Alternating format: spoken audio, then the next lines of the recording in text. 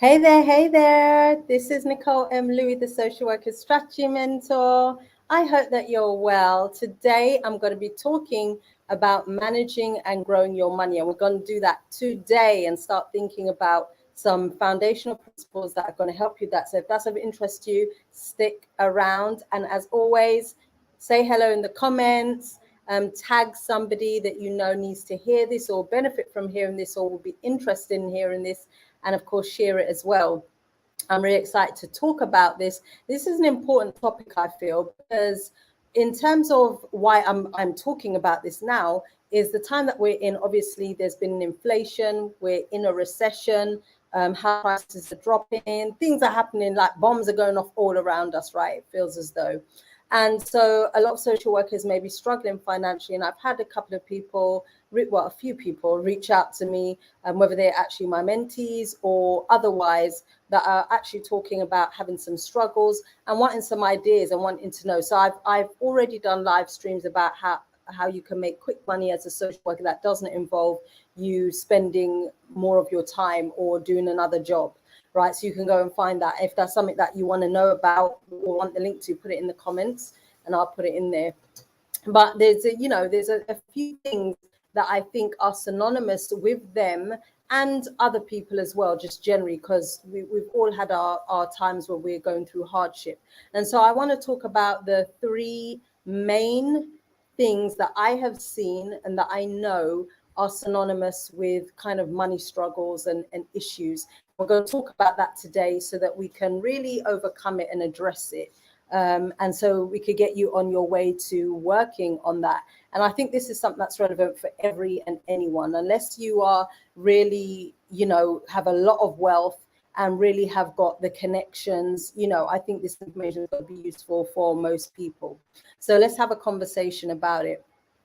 Okay, first and foremost, I'm going to go into the each topic as it relates to what the issues are that I see it. There are three struggles.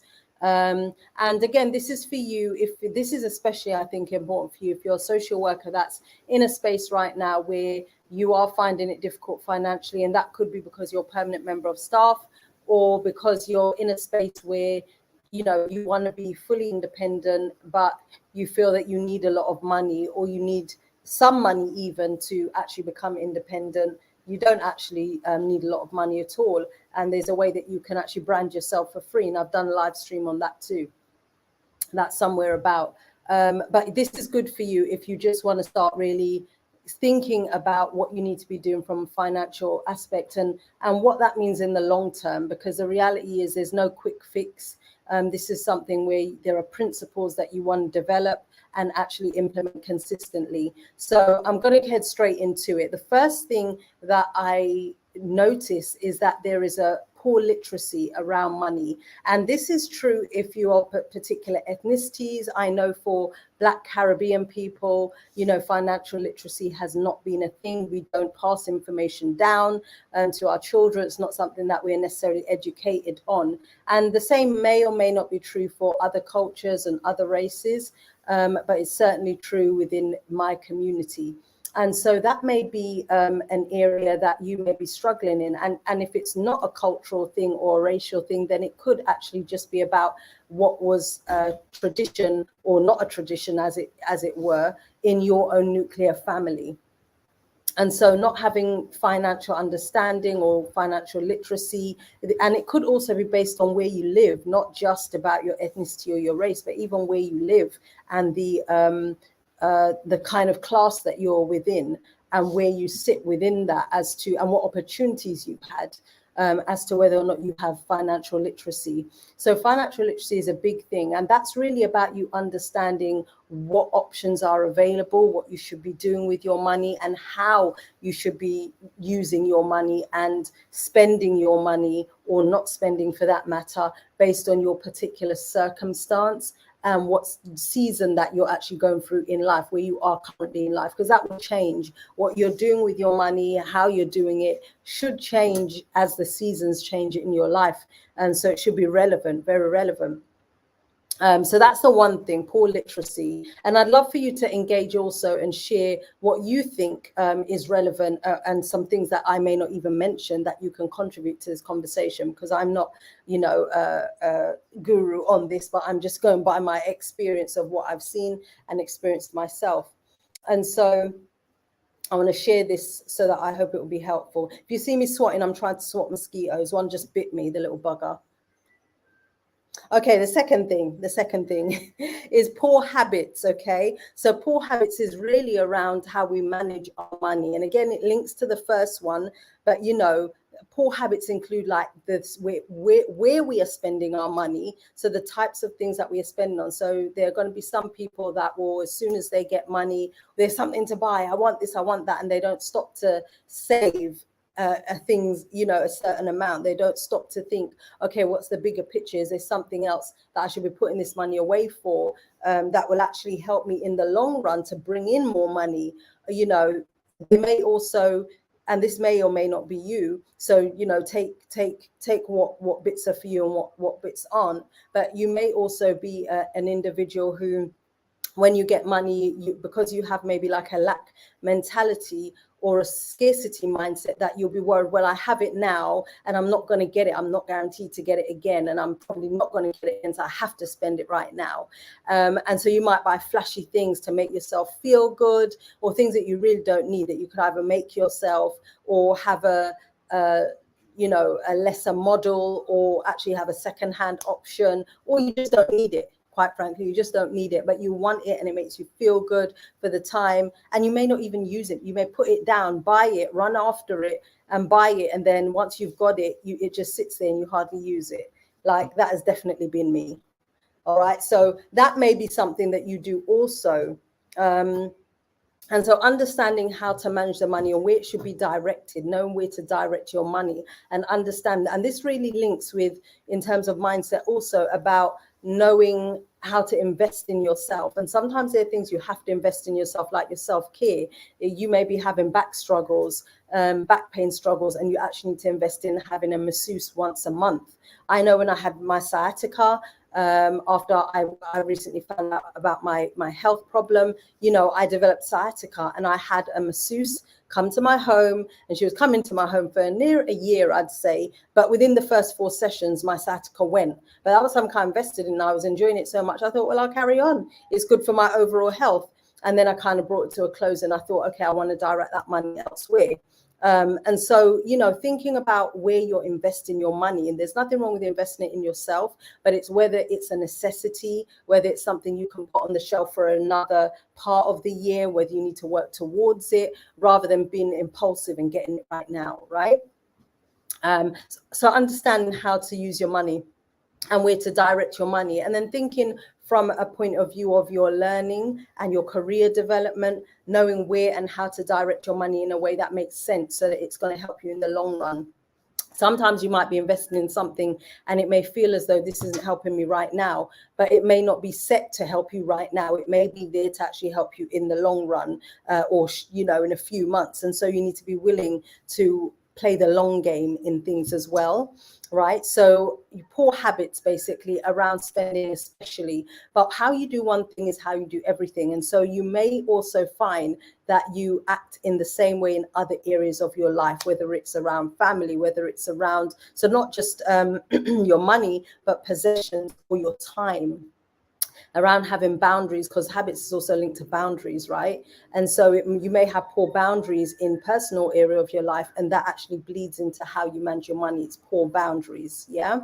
So let me know if this is making sense in the comment. And the third one is around the lack of accountability. And so having a lack of accountability is really around having a lack of resource. It's kind of linked to the first two, because the more information you have, the more of an informed decision you can make, and that you'll want to make, because you understand the why, you understand what's going on in your life, and why you need to have better literacy, better habits, and more accountability. But it has to start with you first. You have to know what you want and why you want it. And so the accountability is having somebody or people in your network that are further ahead than you, or are on the same journey and want to do the same thing, because you're going to keep each other accountable. but it also means that you can give each other resources, because knowledge is powerful, especially when implemented. You know, there is a saying that knowledge is power when it is implemented, but I say having knowledge of something is powerful in of itself, because immediately it allows you to have a thought process that differs from where you were before, and that can lead you, that's the breadcrumb trail that leads you to actually start making different decisions and doing something different. So it is powerful in of itself, but it's way more powerful when you can implement it. But you need resources to be able to do that also. And so this is resources in terms of information, in terms of access to people or things, or activities, tools, whatever it may be. It's just access and having resources, and those resources will come in different ways. And so these are kind of the three things that I see that are really important, things that really allow you to actually improve your money, manage and grow your money. And so this may not be of what you thought. You might have thought this was more about giving advice, specific advice about where you should do some investments, but it starts with these things, because it doesn't matter whether you invest. If you don't have these three things as the basis, you're going to invest in the wrong places. You're going to invest, make money, and then you're going to blow it, you know, in a hot second. So it makes no difference. You need to have these foundations and understanding some things. So I want to talk to you now about some things that you can do as it pertains, and something that I have, and that's quite special. And I want to give you a free offer actually that I forgot to mention right at the beginning. So I'm going to be having you may have missed it, but I'm doing a financial wisdom for social care workers, a 2-day workshop at the end of this month. It's going to be on the 30th and 31st of October. I've collaborated with the UK's leading financial and wealth management company, St. James's Place Wealth Management Company, and we are going to be putting on, you're going to have access, free access to partners. And I'm saying it's free. You are going to pay something, but it's nothing in comparison to what you would pay if you had to hire these people to have a consultation and talk about the things we're going to talk about. We're going to cover a lot of ground in those 2 days. It's going to be interactive with quizzes, polls, giveaways. Yeah, there's going to be a workbook, resources, access to more support and information and help, and covering lots of aspects around finances, wealth growth and management. And so I'll put the link in the comments for you being able to get access to that. There's an early bird ticket that ends tomorrow. I think it's tomorrow, or is it today? I'll extend it until tomorrow, which is Friday, will be Friday.